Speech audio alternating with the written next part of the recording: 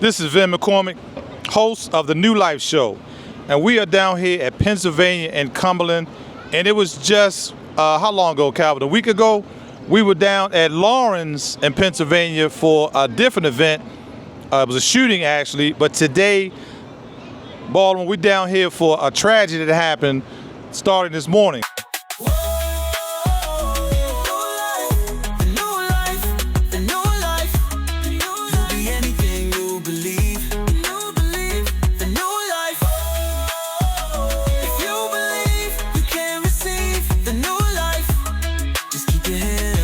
Never give up on yourself. So if you haven't heard, or you've been under a rock, or if you've been asleep all day, we had a host of, I'm a little filled up, I've never seen this happen, and I'm talking to a good friend of mine, he said he has never seen it happen. We had a significant amount of people overdose at the same time in the West Baltimore area of Pennsylvania Avenue and North Avenue. And this tragedy, there's use in this area. The police know it, the city knows it, the administration knows it. This is a hotbed of drug activity, selling and using. I know it. I'm 25 years clean, and I used to cop from Penn North over 25 years ago. So nothing has changed except the faces and the date.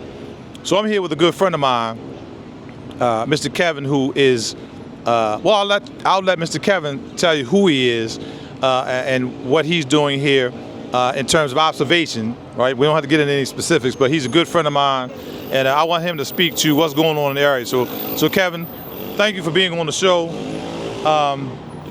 the New Life Show. Tell Baltimore what you observed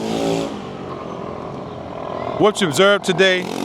That's just the sounds of the city, Baltimore. What you observed today, and just what your thoughts are on that.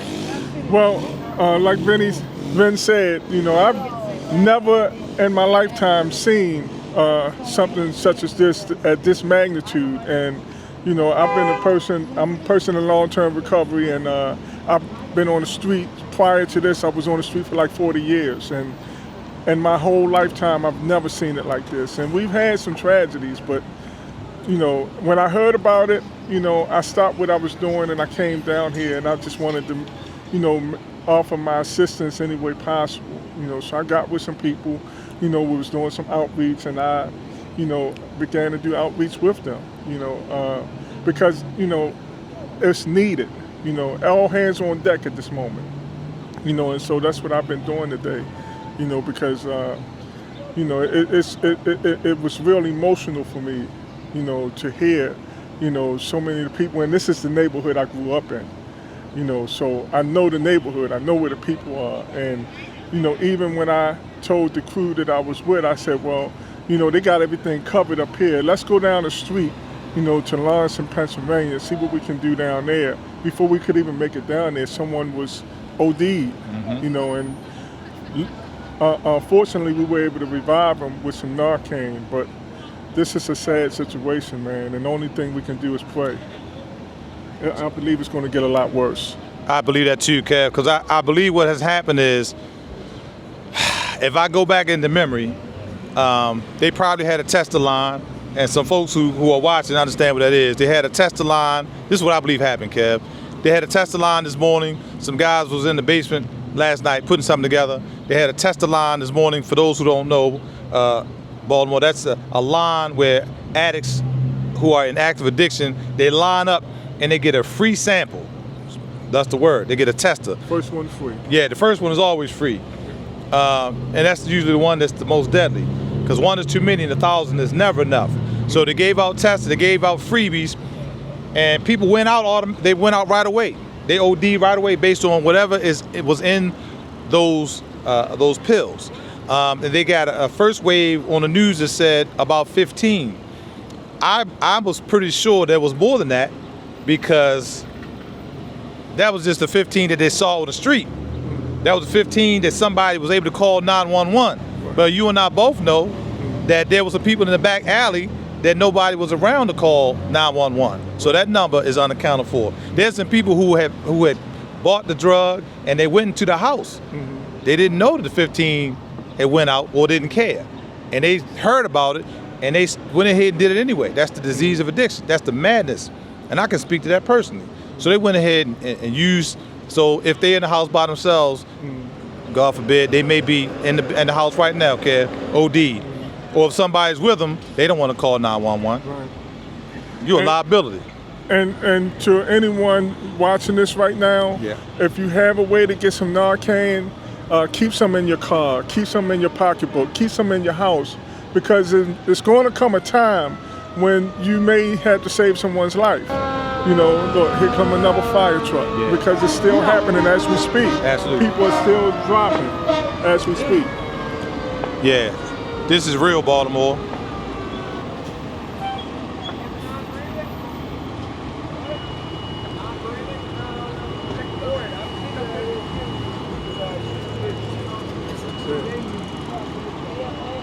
So it's up that way.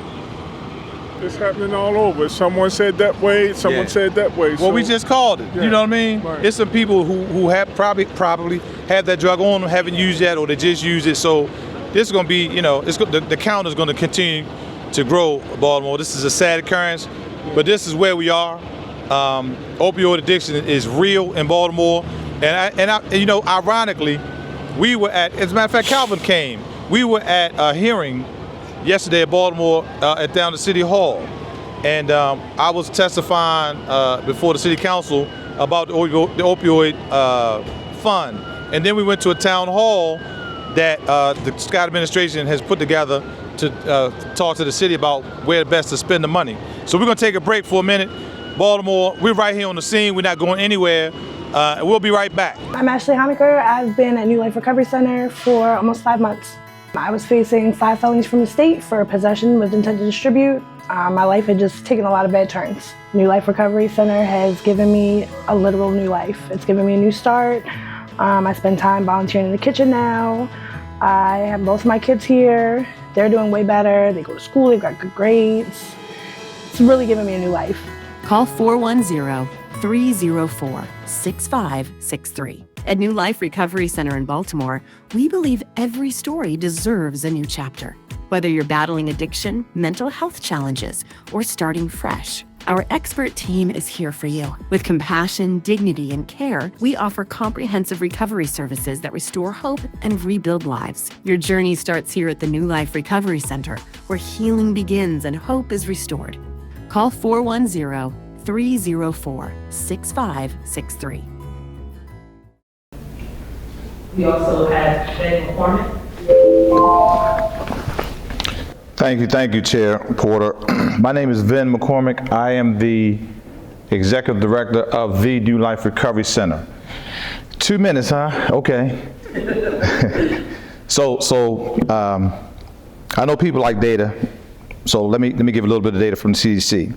Baltimore City, despite comprising about 9% of Maryland's population, accounted for over 38% of statewide overdose deaths, which says a lot. I was listening to Ms. Catalina, and she was talking about where she is in terms of Pennsylvania and Lawrence.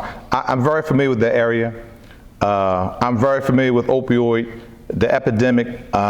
We have right now probably 4 out of 7 clients who come to our facility are opioid users. And of those 4 clients are MAT clients, MAT meaning methadone or Suboxone. That's a whole other conversation now. I only got a minute 8 left. So what I've learned, Chair and fellow council members, appreciate you coming, is that programs such as myself can't wait in our wonderful offices that we set up for the clients to come to us. We have to take our program to the street. So what we try and do at New Life is we try and take our resources out. We were on Penn North, we were on Penn and Lawrence, but we were out there and they were out there a little bit past that. So we try and go out at least 4 times a month as an agency. What I would really like to see, this is on my wish list, is for all the agencies in Baltimore City that do what I do, is to collaborate without a mandate from the city or without Chair Porter, who's wonderful at this, saying, hey y'all, let's all get together and let's go out on a regular basis to the hardest areas of Baltimore. That's what I wish would happen. Maybe that'll happen in my lifetime, but we have a difficult climate, as you know, Chair, in behavioral health. You know, it doesn't work like that easily. So we're here we're just up the street. We're blessed to have a new facility for returning citizens. We've got 4/7. We've got in-house staff to attend to MAT. We've got a program around the clock. So we try, and I appreciate Mr. Ricardo, housing is an issue.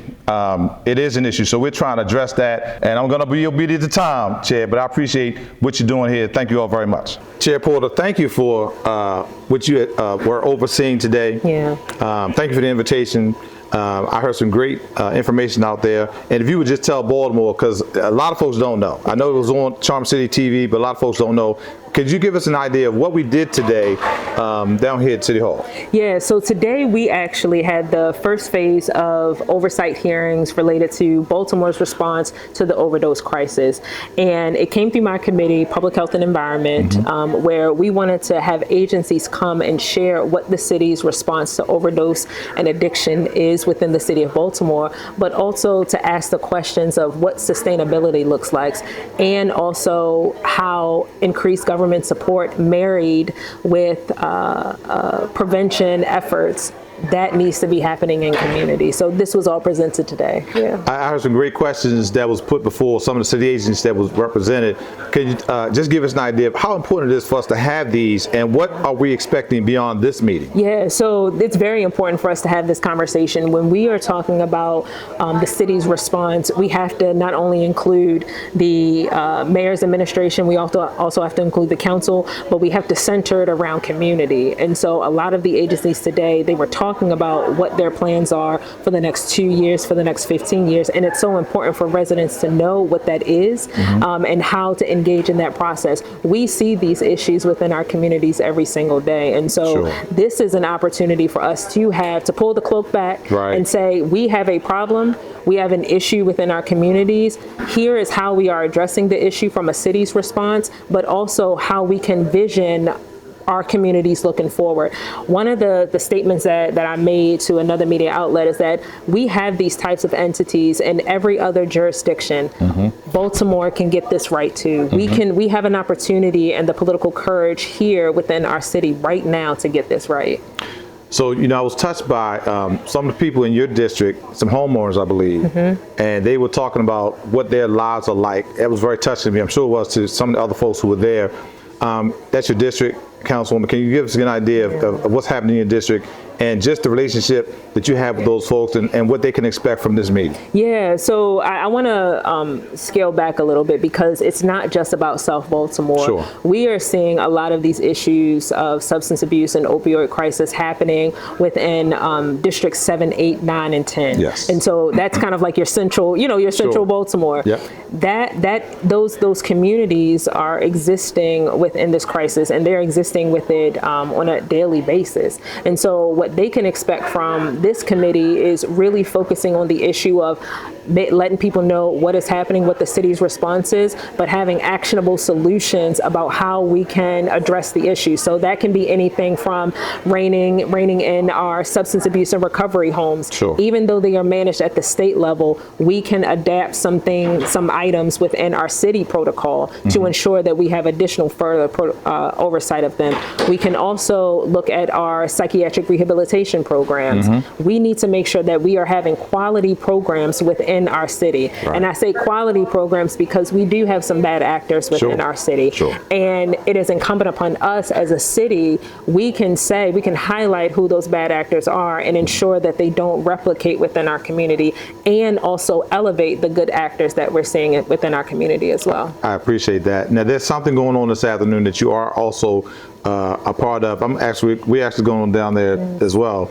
Can you tell Baltimore what's happening this afternoon in your district? Sure. So we are starting the listening sessions for the Opioid Restitution Fund. Mayor Scott, under his administration, he made sure to have those community listening sessions, and so we will have many of them throughout the city. The first one starting in my district tonight in Cherry Hill at 6 p.m. So I'm super excited to hear, and residents, I want them to come out.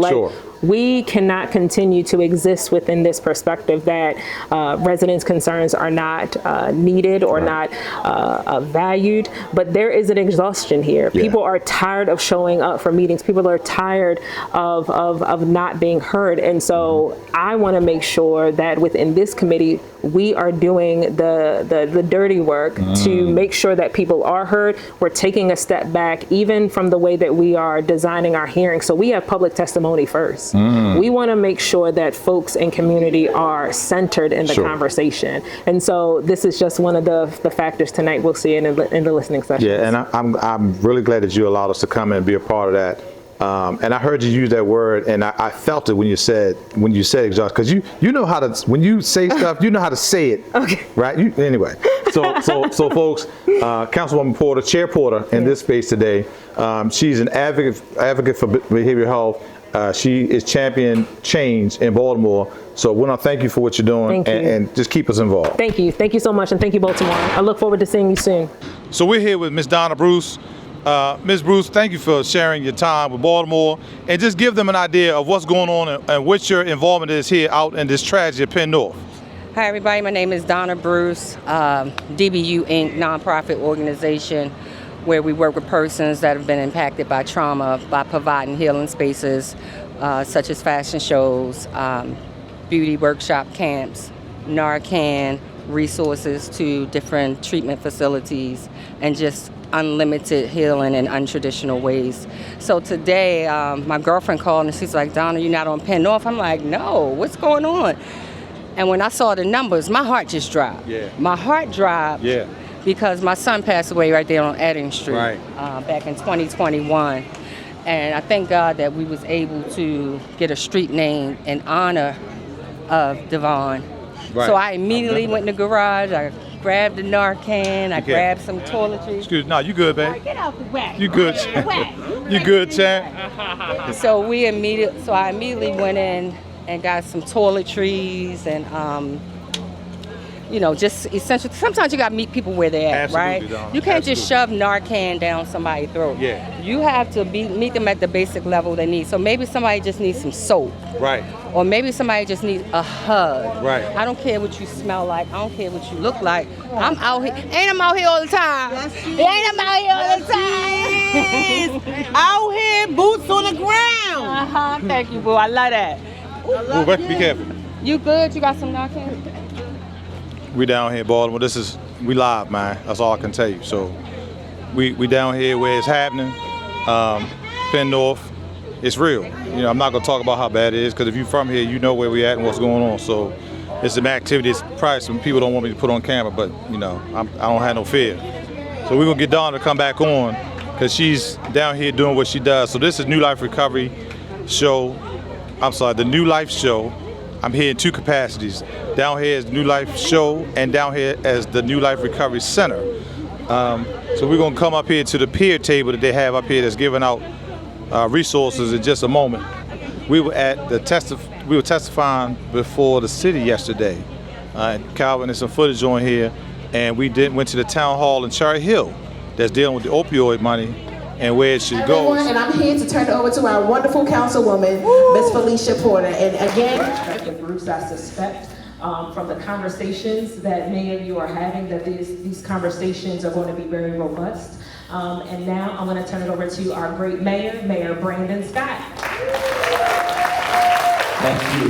We'll give it up for the councilwoman, Councilwoman Porter. Thank you. Give it up for our fabulous principal at Cherry Hill. Thank you. It's great to be back. I'll probably be back on the first day of school. I absolutely will. Absolutely. This is one of our community listening sessions for our opioid response and the strategic plan that we hand out. Now it's about actually going out and we're getting feedback online and people are submitting it, but we have to do it the old-fashioned way too. Go out, talk to our residents, hear from them, hear from organizations as we update that plan, and then talk about the strategic nature which we're going to try to implement to reduce opioid overdose in Baltimore together, because it's not something the city can do alone. Yes, we have a significant amount of money. We want to have more of that through the legal aspect and the way that we've been operating, but all of that has to then to be turned into action. We have an action plan. We want our residents to be involved in improving that so that we can work together to stop overdoses. We keep coming. People are actually coming from other cities, putting treatment centers in our city. And we haven't even got there yet. We haven't even begun to monitor that yet. It probably ain't time, but I know it's happening. But if we expand our hours, we can help our community members. not expand the amount of treatment center or the amount of medication or the amount of education and amount of hours. That's all I'm saying. I'm sorry. I'm passionate, but I love my city. That's all I can say. New Life Recovery Center, 24 hours a day, 240-253-3663. You can call and they can come 24 hours a day, 240-253-3663. They've been doing business in Baltimore for 5 years. We have partnerships with all the hospitals, but the issue is not even just can they come to us 24 hours a day, and they can, but there's no more peers in the hospital to assist with assessing the person. When we receive a person from the hospital, the ASAM criteria is very rigid and restrictive. Every place doesn't go by the ASAM. We do here. So they want you to not do co-occurring. They're saying, is this mental health or is this substance use? Well, it's in 30 seconds, you can't decide if a person has mental health. You're in front of a social worker, you just OD'd. She's going to say substance. But maybe you were using a substance because you were hearing voices. You don't get that assessment until you come. So our facility, within 24 hours, you have a physical assessment and you have a psych assessment by a psych doctor in 48 hours. But by that time, we may not be the place to keep you. Then the barriers come because we do not have the ability to send you to the places that could keep you, Mountain Manor and places like that. Why? Because there are not enough of the places that are really doing the work. Yes, there are a lot of treatment centers, but treatment centers are created to treat symptoms. Symptoms are only acute withdrawal. After the withdrawal, then what? So we do have supportive employment. We do have every level because that's what you have to have. And our retention is high and our success rate is high, which to us success means you leave out with at least a year clean, you have employment, and you're going on. But most places can't do that and they won't collaborate. You do apple, we do banana, you do cherry because people want to do everything. But I'm still saying, and I'm not just saying it because that's what we do, we give back 12%. We give back 12% of our, what you don't want to say, because we really don't have a big difference, but we give back 12%. We reinvest that back into our community, which means we reinvest it. That's why we can keep people whether they have insurance or not. We can keep people whether or not they need another level of care. And ma'am, we do keep people overnight and send them to where they have to go, even on the weekend. So I don't want you to hear that it's none. What I want you to hear is allocate that the city open up more like that, because it is possible. They can open it up because we do it in a small scale and they can do it in a big scale. Or people can come together. You can mandate that centers collaborate. The people that do A must collaborate with B, must collaborate with C in order for you to be able to, be reimbursed. The city could require that, and then that forces people to work together instead of in silos, and then people lose. Right. That can be, it's got to be a way to do that because we do it. We have we can have up to 140 people, but we do it. And so I know if we can do it, and I know there are other places that are doing it, it's a new place that's going to open up in about 2 months. They're even going to have more of a medical triage than we do. People can make the decision to do it. They won't have treatment on demand, but we can hold them until they come. And so you have to collaborate. But don't think it's nobody, because it is somebody. Okay, I saw a lot of hands. I don't know who went up first. I think she was first, then her. Thank you, ma'am. It was a great breakout session. And ironically, the very next day, here we are with, I think the known count is 25. Young lady says 25. I've heard it more than that, but a significant amount of people in Baltimore. So, yeah, opioid is real. The use is real. This is just where we are as a city. Hey, Baltimore, are you ready for your weekly dose of hope, healing, and real talk? Then don't miss the New Life show hosted by the one and only Benny McCormick. It's the show that's changing lives with powerful stories, expert guests, and inspiration you can feel. We're talking recovery, mental health, and real solutions that lift up our community. Catch the New Life show every Sunday at 11:30 a.m. on Channel 2, right here in Baltimore. I know you. You was around when I was around. Yeah, me too. Wasn't he? Yeah. You was around when we was around. Good to see you. It's been a long time. Actually, Remember Scorpio? Remember Scorpio? Well, thank God for that. He remember you though. But you always had the incense. We was in the cell together. Really? In We the always had the. You remember that? Yeah. Yeah, me too. Wow. Yeah, long time, baby. Good seeing you. Good to see you, I'm man. What you doing? Trying to get people in treatment. Really? Yeah, for real. Yeah, I do, brother.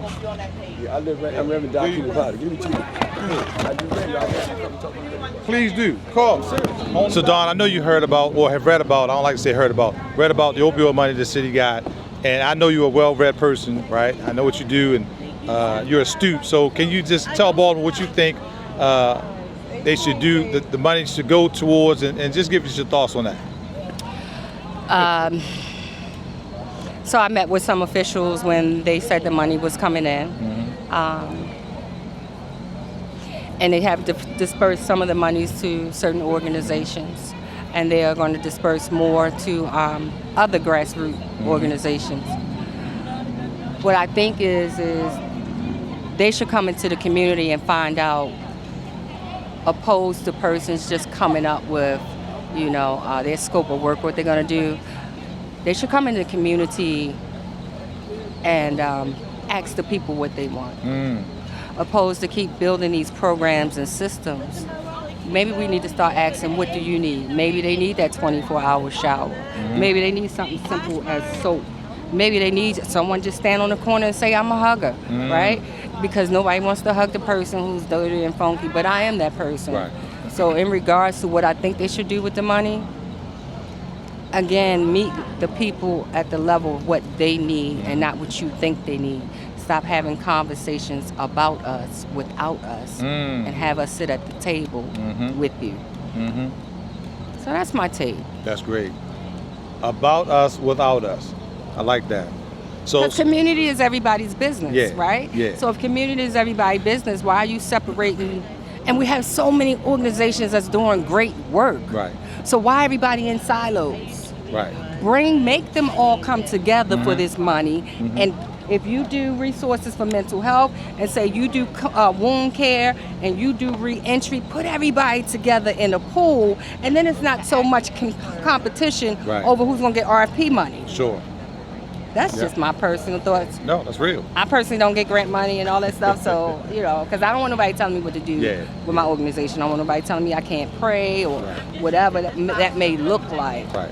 But I don't get no grant money either, Donna. So we two peas in the pod. But God is providing. Yeah, absolutely. God is providing. So Baltimore, we down here at Penn North. We had a tragedy. We're having. It ain't over yet. Yeah. It ain't over yet. There's some people who I think they haven't found them yet. So Calvin, if you could, as a closeout, just pan the emergency vehicle, you would, and just show Baltimore where we are.